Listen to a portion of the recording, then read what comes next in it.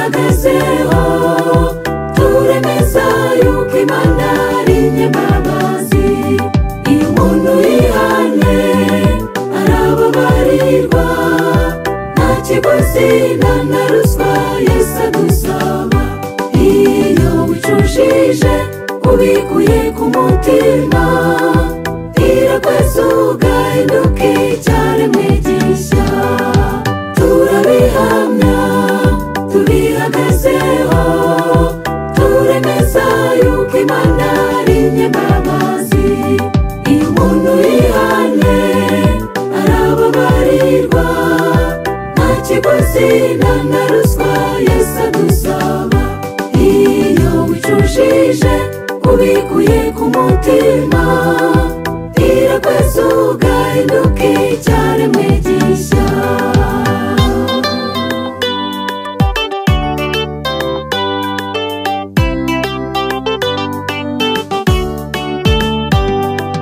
dore Mariya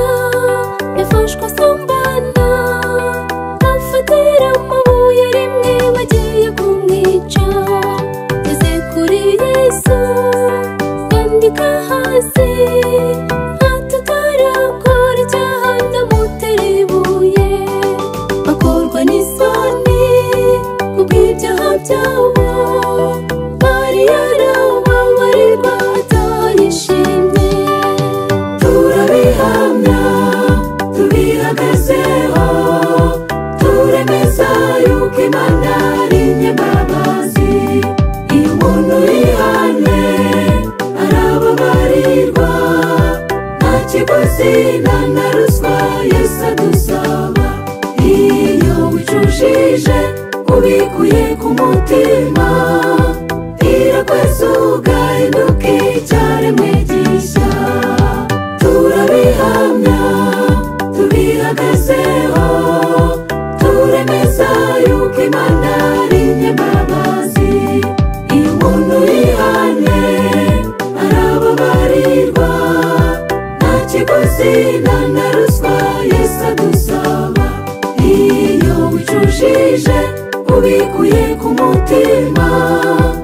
irakweza ugahinduka icyaremwe gishya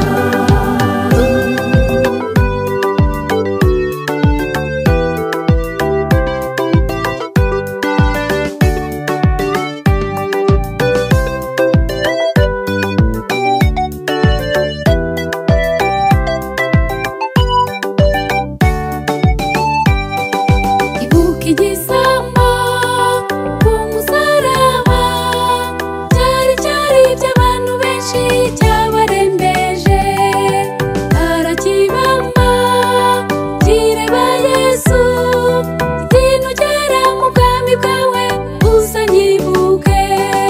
isarakibwira n'ijwi rituje uyu munsi turabana muri paradizo turabihamya tubihagazeho turemeza yuko Imana ari inyembabazi iyo umuntu yihanye arababarirwa nta kiguzi nta na ruswa Yesu adusaba iyo wicujije ubikuye ku mutima irakweza ugahinduka icyaremwe gishya turabihamya tubihagazeho turemeza yuko Imana ari inyembabazi iyo umuntu yihanye arababarirwa nta kiguzi nta na ruswa Yesu adusaba iyo wicujije ubikuye ku mutima irakweza ugahinduka icyaremwe gishya